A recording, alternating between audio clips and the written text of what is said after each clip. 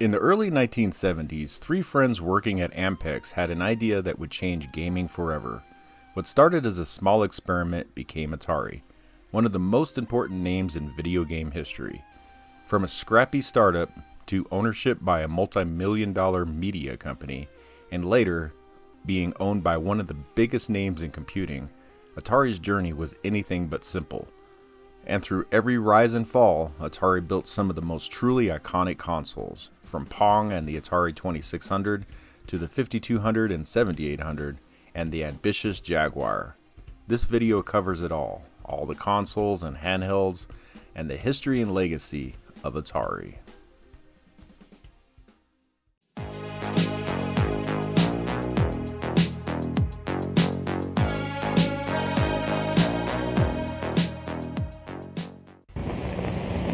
I'm sure when you went out last week to play Pong, you got to having so much fun, you just plain forgot to come home. We all miss you, Doreen. But guess what? Atari, inventors of them electronic games, put the quarters in, just made Pong for home TVs. Scorekeeping and all. Pong, invented by Atari. Now at last you can play at home. Don't win, darling. Come on back home. The story of the Pong console really starts way back in the 1950s, 1958 to be exact, when physicist William Higginbotham designed Tennis for Two, which was a computer game based on the game of tennis. Two players would go head-to-head with a ball that would bounce back and forth. So really, this was the first Pong-type game that was developed, and this was way back in the 1950s. This deserves a video all on its own. But let's fast forward a few years. In 1966, another engineer named Ralph Baer worked for a company called Sanders & Associates. It's now called BA Systems and is a military contractor. Baer came up with the idea to play games on a television set, and he thought it would be a marketable idea. And Sanders & Associates green-lighted the idea. At about the same time, three different young engineers were hopping onto the scene. One named Nolan Bushnell that recently graduated from the University of Utah's College of Electrical Engineering. He is one of the few students that got to play around on the digital computer mainframe and got to play the original Space War video game. He had to work his way through college and worked at the Lagoon Amusement Park in Utah. There he saw electromechanical machines, specifically Chicago Coins Speedway racing game, and it inspired him to want to create his own arcade games. Also at this time, a young engineer named Ted Dabney had just gotten out the military.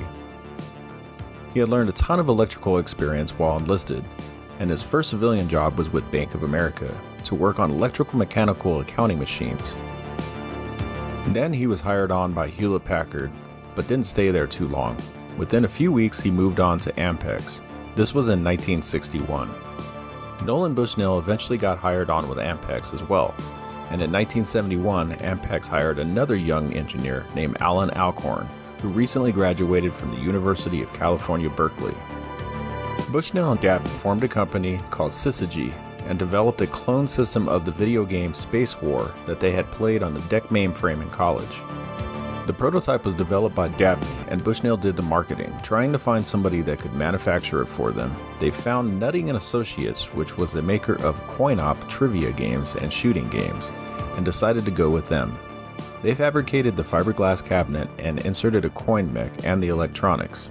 Although sales exceeded $3 million, it was still considered a commercial failure. It was at this point that Dabney and Bushnell decided to rename the company due to trademark issues because Syzygy was already taken by another company. So they decided to name the company Atari. The name comes from the ancient Japanese board game named Go, and Atari is when you hit a target in a game. In 1971, they hired Alcorn from Ampex as well. Bushnell assigned Alcorn a task to create a new video game, something that Atari would distribute themselves without a third-party distributor. Bushnell really wanted a racing game to be created, but instead he wanted Alcorn's first project to be easy on him.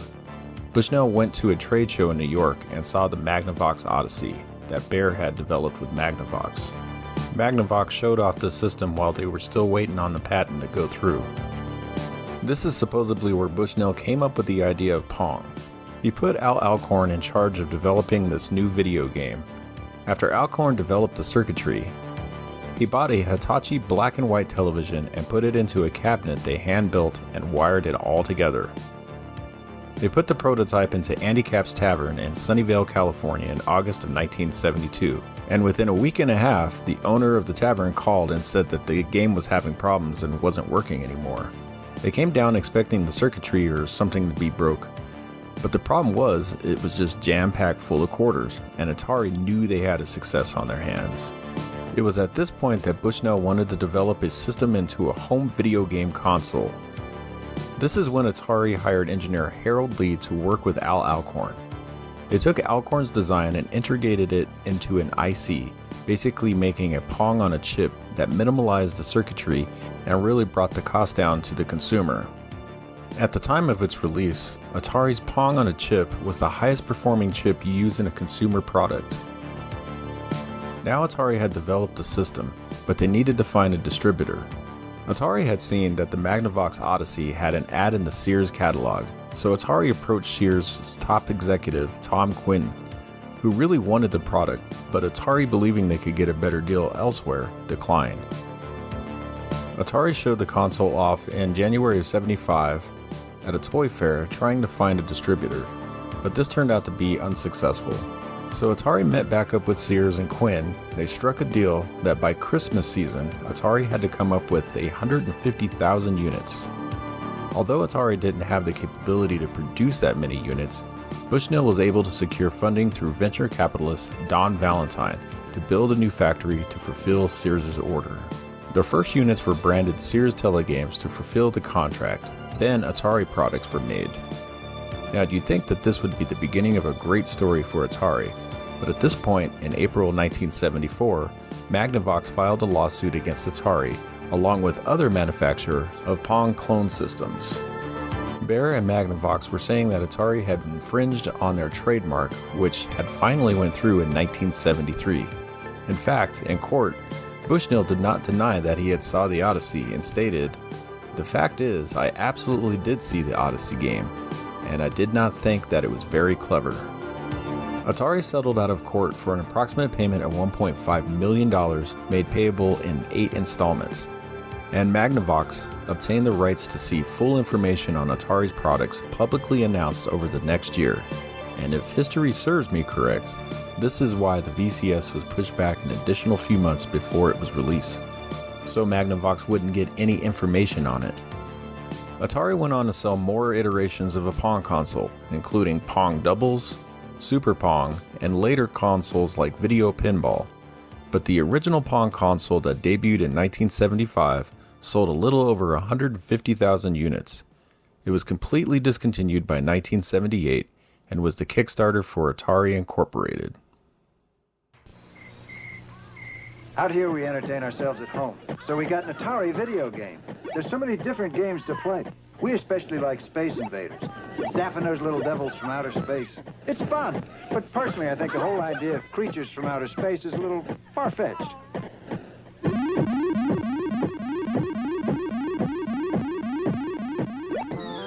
No other company offers you as many different video game cartridges as Atari. The story of the Atari 2600 really starts in 1972 when Nolan Bushnell and Ted Dabney formed Atari Incorporated.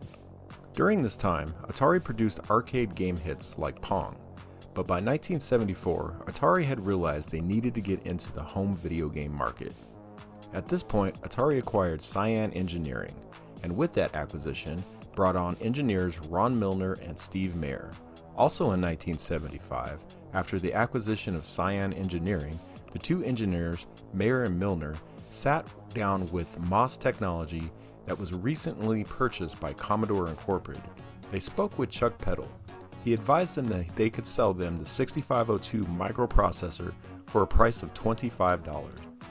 Unfortunately for Atari, this price was still too high for the consumer market, and at this point, Mayer, Milner, and Peddle all sat down and came up with the design of the 6507 processor for Atari's use.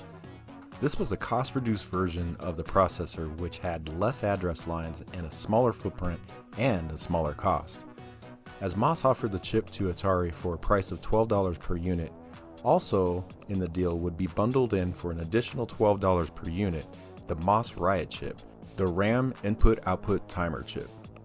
Atari struck the deal, and development of the 2600 started.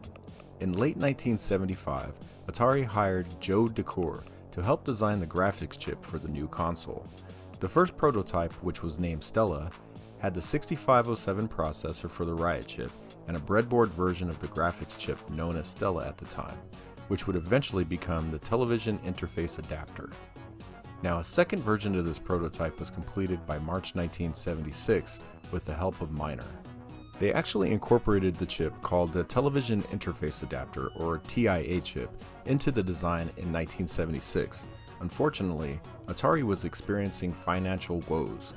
By this point, due to the development of the Atari 2600, its Pong console, and its arcade divisions, Atari was millions of dollars in debt.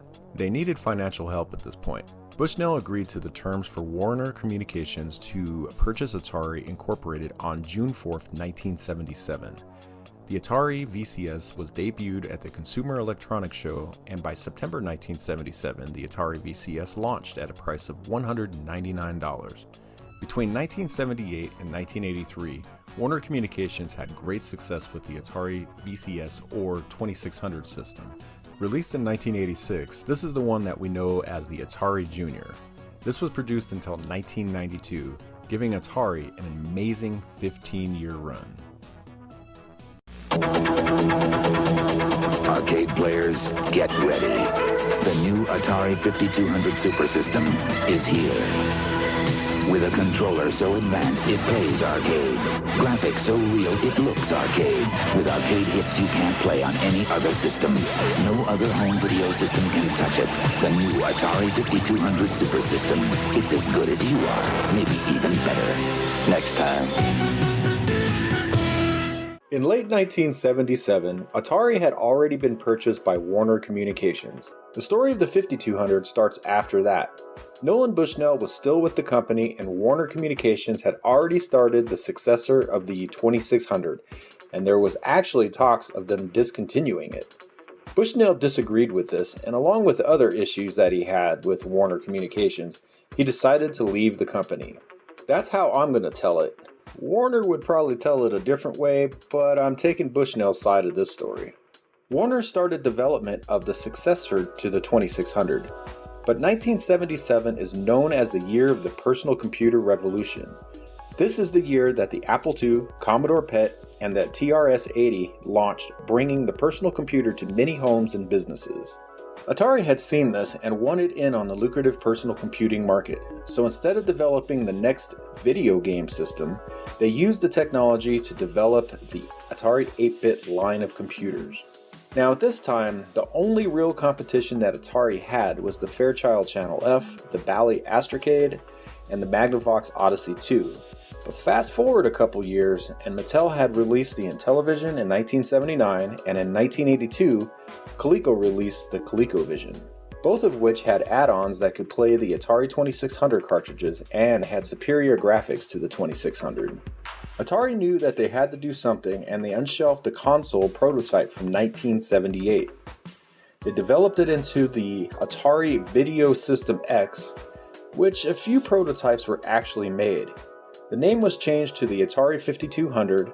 The 5200 was officially launched in November of 1982. Atari had released a decently powerful video game console to compete with the Coleco and Intellivision. However, the timing was completely wrong. The controllers were horrible, and the games were just the same old arcade ports like on the Atari 2600. And it wasn't backwards compatible with the 2600, nor was it compatible with the 8-bit line of computers. And because of this, consumers just couldn't justify the cost of buying a new game console for the same old games, but with a little bit better graphics, and of course it had the bad reputation for the controllers as well. After its release, it did sell a few units, but it did not meet Atari's sales expectations. Atari had even gone as far as designing a slim version of the Atari 5200 called the Atari 5200 Junior or the 5100. However, since sales were slow, this project was canceled.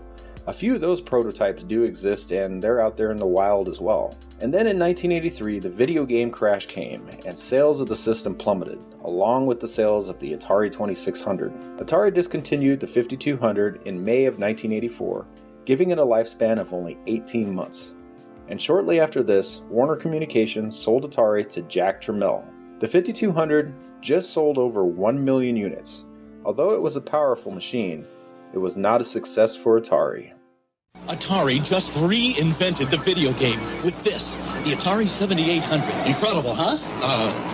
So powerful it plays like the best arcade game with real joysticks, right? So advanced it plays super games, computer games no other video game system ever played. Just look at these. It even plays all Atari 2600 games. Great, huh? Hey, oh, the new Atari 7800. We reinvented the video game. The story of the Atari 7800 starts in 1982. After the release of the Atari 5200, Atari was already getting complaints from consumers that the system was not that great. Sales figures supported this, as the system was not selling well.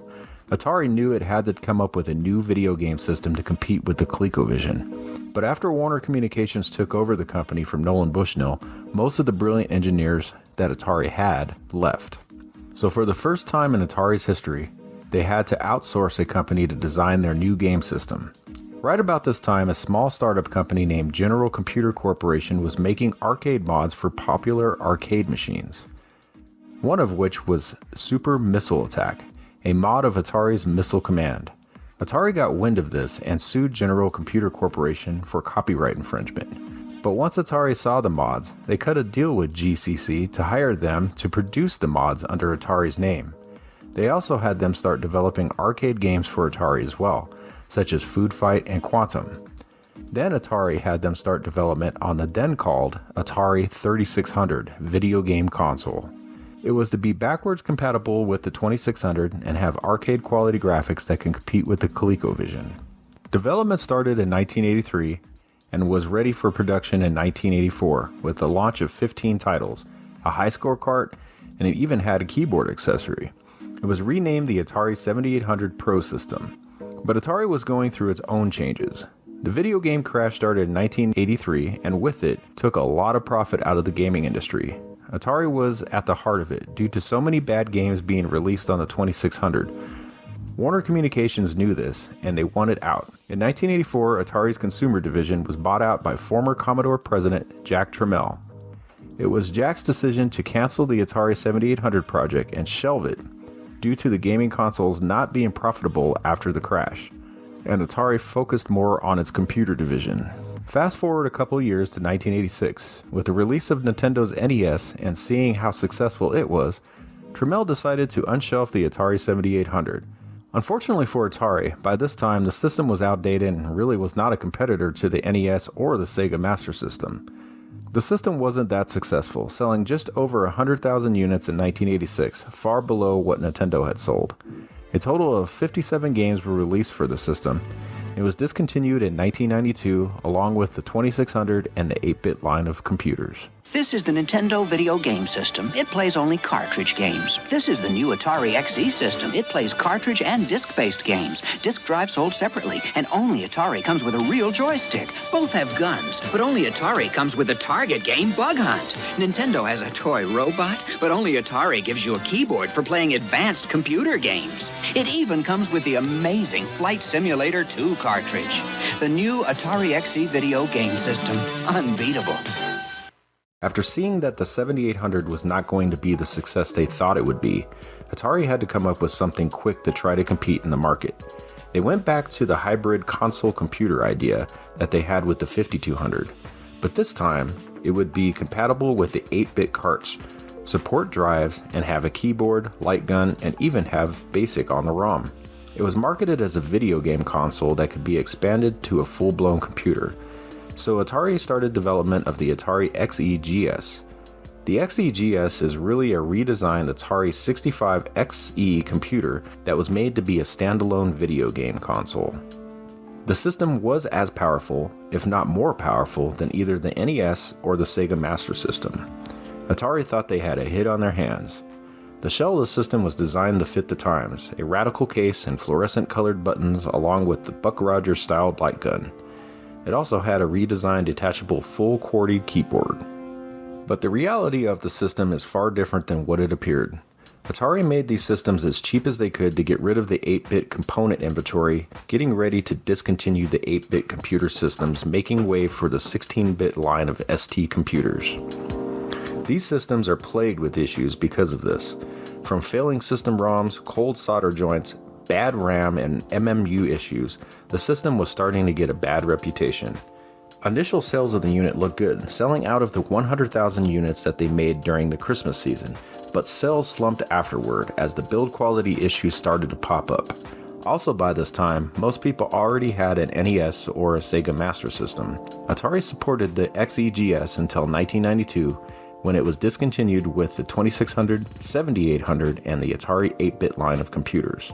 The Atari XEGS had a 5-year lifespan from 1987 to 1992. It sold over 100,000 units and is considered to be the last 8-bit computer Atari produced. Or was it a console? You guys be the judge. Hey, Mr. Block, can I go to the bathroom? 2 minutes.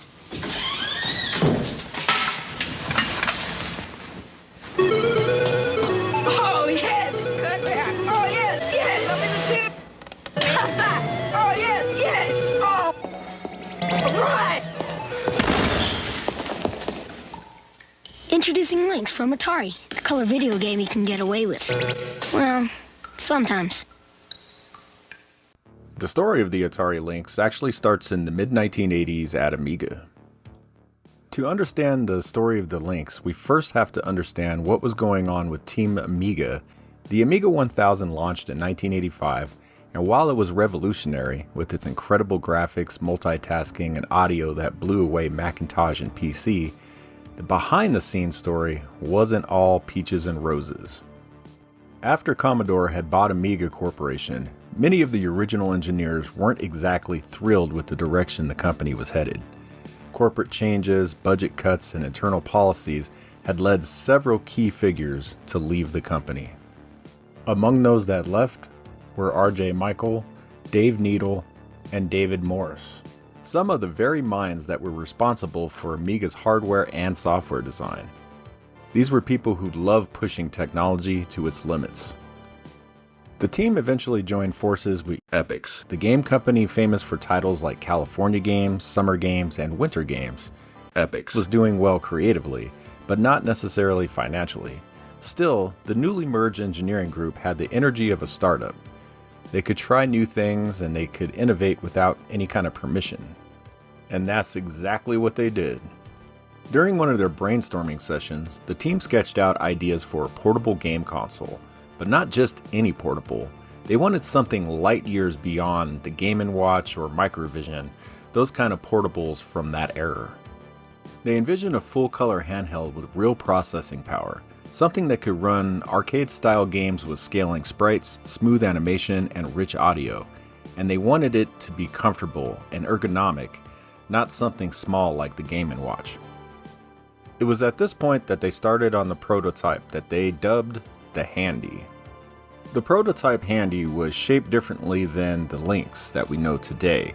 The early Handy was more rectangular with a bigger screen and a very 80s looking design. But at the heart of the system, the chips, the technology, and the idea, that all became part of the Lynx that we know today. Development of the Handy was progressing well. Ampex loved it, the engineers loved it, and the early demos were actually really impressive. But there was a giant problem looming over the company.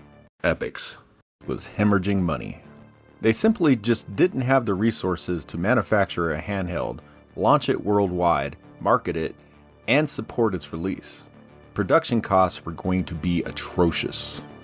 And this is where the plot twist comes in, because out of all the possible companies Ampex could have partnered with, the one that stepped up was Atari Corporation, led by Jack Tramiel. Yeah, that Jack Tramiel, the former Commodore CEO whose rivalry with Amiga was infamous.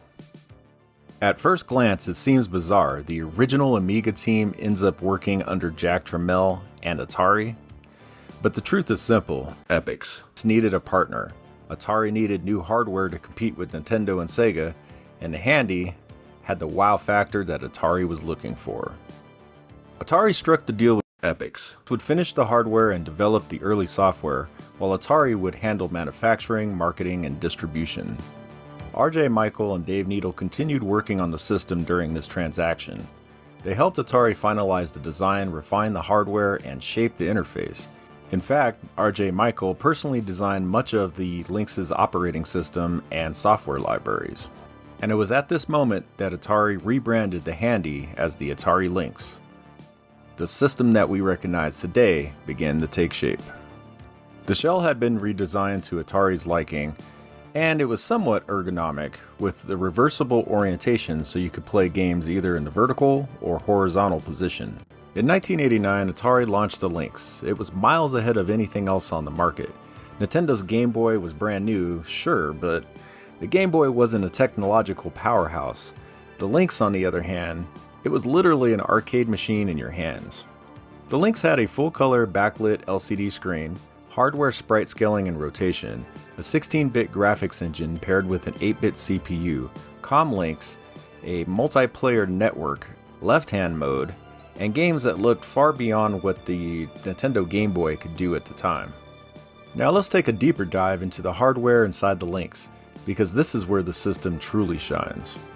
Under the hood you'll find two ASIC chips, the first being the Mikey chip. It is a built-in 65SCO2 processor running at 4 MHz. It also acts as a system sound chip and controls DMA. The second chip is the SUSI. It handles graphics, sprites, hit detection, and controller input. A lot of magic in the Lynx comes from the way these chips work with one another. And then lastly, we have the two DRAM chips totaling 64 kilobytes of system RAM. Now the screen, though primitive by today's standards, was a huge leap forward in 1989. Color, backlit, and a refresh rate that made the fast animations in the games possible. Sure, it was washed out in the bright sunlight, but compared to the Game Boy's green-tinted display, it was like day and night. In 1991, Atari released the Lynx 2, a redesigned, cheaper-to-produce, more efficient version of the original Lynx.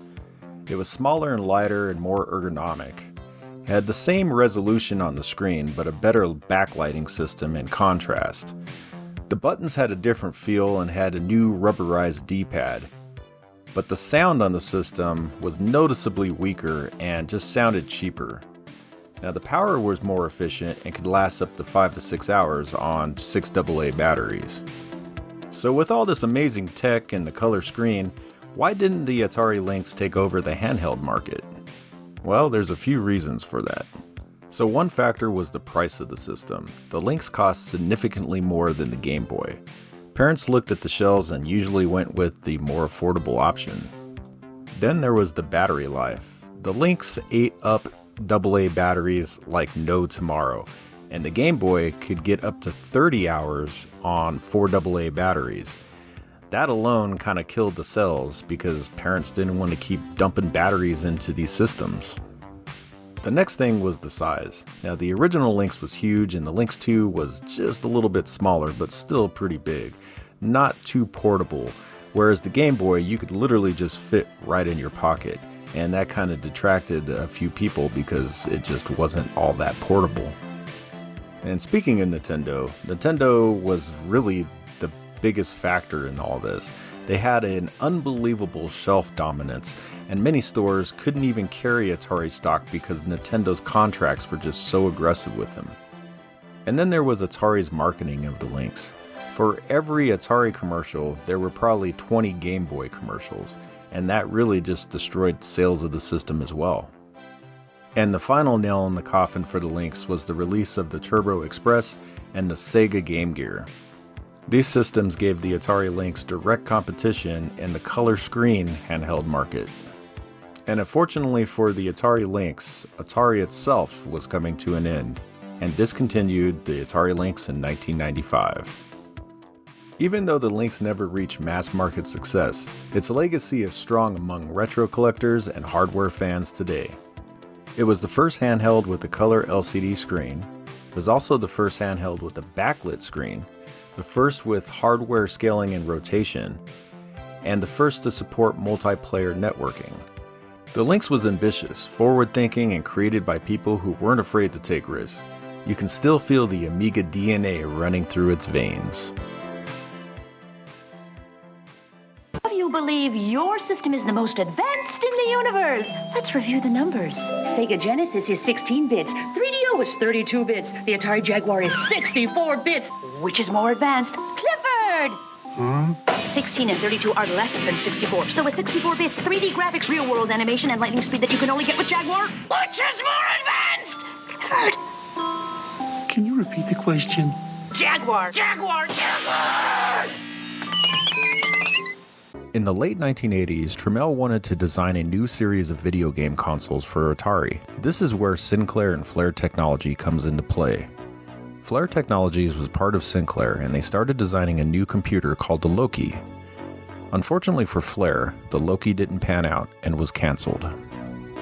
Flare Technologies was headed by Martin Brennan, Ben Cheese, and John Matheson. Flare started working with Amstrad and developed a system called the Flare 1. The Flare 1 was intended to be a home computer or a video game console, but the chipset was actually used in countertop arcade game cabinets for trivia machines. Eventually, the chipset was further developed into the Kinect's multi-system prototype. This was also canceled, but caught the eye of Jack Trammell. In 1989, Jack Trammell contacted Flare Technologies and made a deal to buy Flare and make it a subsidiary of Atari, calling it Flare 2. Trammell asked them to create two game consoles, a 32-bit and a 64-bit one, using the Flare 2 technology that was used in the Kinect system. They started to work on both the 32-bit, codenamed the Panther, and the 64-bit, codenamed Jaguar consoles. Work on the Jaguar console proved to be going a lot faster, advancing further, leading to the Panther's cancellation. In 1993, the Jaguar was unveiled at the Chicago Consumer Electronics Show. Also, there was a test launch of the Jaguar, which saw all of the 20,000 units that were brought sold out. Atari at this point thought that they had a big hit on their hands. The Jaguar was launched on November 23, 1993 at a price of $249.99. Most of the games were not very popular, but there were a few good games. Tempest 2000, Doom, Wolfenstein 3D, and Alien vs. Predators were all released in 1993. As the consoles were starting to sell and people started buying and playing the games, one thing came to the forefront. Gamers realized the games didn't look like they were on a 64-bit system, maybe 32-bit, but not quite 64-bit. Consumers started questioning whether the Jaguar was truly a 64-bit system. Because of this, Atari kind of limped along for a couple more years until 1995, with the arrival of the Sega Saturn and the Sony PlayStation sealing the final nail in the coffin for the Jaguar. But we'll take a quick pause here. I want to show you guys a few peripherals that were designed for the Jaguar. The first being the Pro Controller, giving you additional buttons and being designed for fighting games. Then there was the JagLink, which was a network device to connect Jaguars together for multiplayer games. Then in 1995, they released the Jaguar CD and memory track module. But unfortunately for Atari, this was not enough to save the Jaguar. By late 1995, rumors started circulating that the Jaguar was going to be discontinued in April of 1996, which it was. Then Atari agreed to merge with JTS Incorporated, and on July 30th of that year, the merger was completed. After the merger with JTS, most of the Jaguar inventory remained unsold and was moved to a private liquidator called Tiger Software in 1996. In 1998, JTS sold the Atari name and all of its Atari properties to Hasbro. But here's some interesting information about Atari and JTS.